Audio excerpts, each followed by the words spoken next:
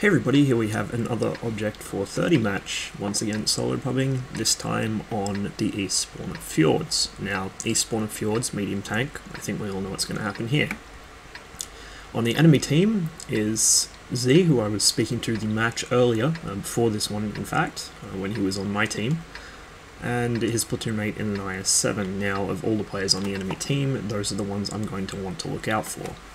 The enemy also have a pair of JP 100s, much like our team actually.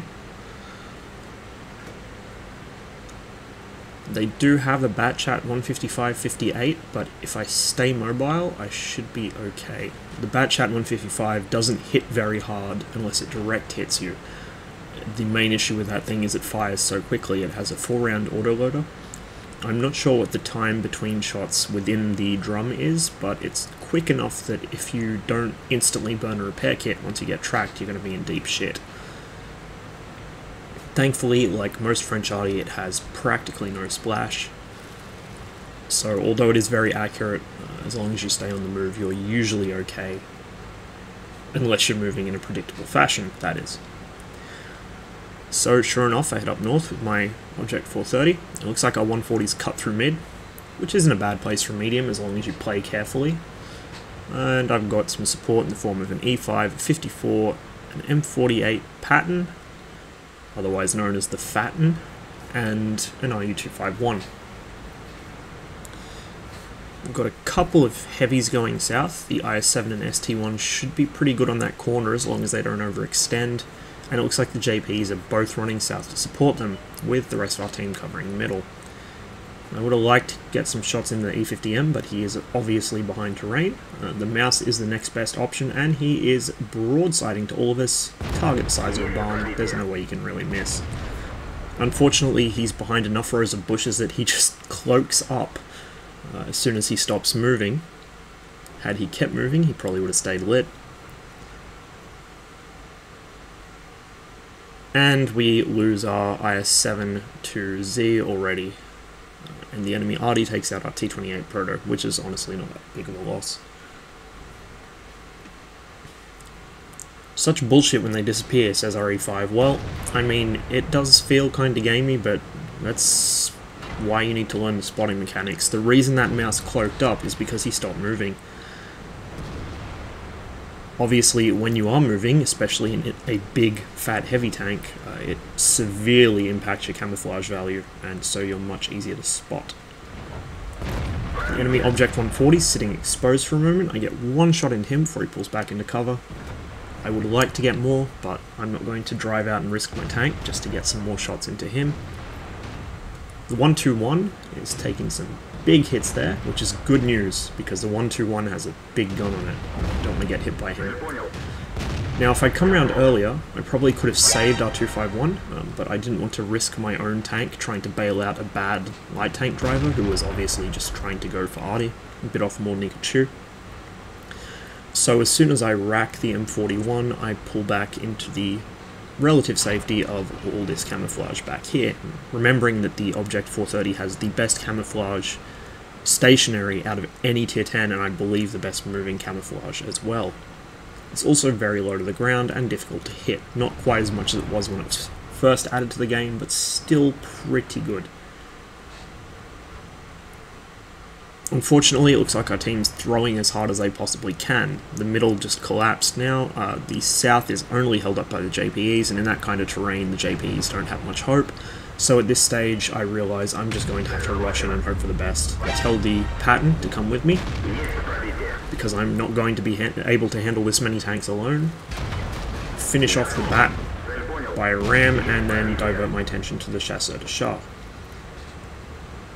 who thankfully is not good at the aiming. The 121 is coming around low to try and finish me off. He's a much bigger threat than the Chasseur de Char. Unfortunately, the Lorraine's here as well, which I didn't see coming. Luckily, he damages himself so badly by ramming me that I'm able to finish him with a single shot. The 121 is then within one-shot range. Unfortunately, a slight low roll means that he doesn't die, but I'm able to finish him just before the enemy 140 cleans me up with a ram. Now at this stage I was kind of frustrated with the pattern. I had a bit of a go at him in chat, but later in the game he pretty much just owned up to his mistake. It happens. Sometimes you just get so caught up you're not paying attention to what your teammates are telling you. Sometimes you don't know if you can trust your teammates. Honestly, I don't blame him. And I mean, he did say at the end that he should have been playing better, and so should I really. I shouldn't have rushed that hard, but given the situation our team is in, I think that the risky push through north was the best move.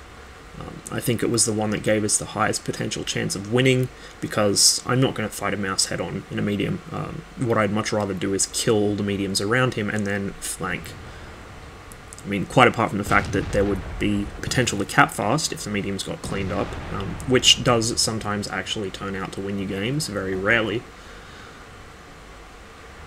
It just would have been nice to be able to push through the north and clean up one flank so we could shift our focus to another, even if we'd lost 1 or 2 tanks to do it. Now, unfortunately, of course, the Patton and the E5 now are doomed because they don't have me to support them. T-54's got himself stuck. It looks like the enemy E50 rammed him against a cliff and then exploded. So the Object 140 is pretty much unsupported. The Roomba's been hiding in the back, of course. And sure enough, the Patton goes down. In this situation, there's really nothing this 140 can do. He's fighting a near full health IS-7, a good player in a near full health IS-7. There's just no chance at all. Even if it was him alone against the IS-7, he would be struggling very hard. Sure enough, the 140 turns up to support, and there's really just nothing that this guy can do.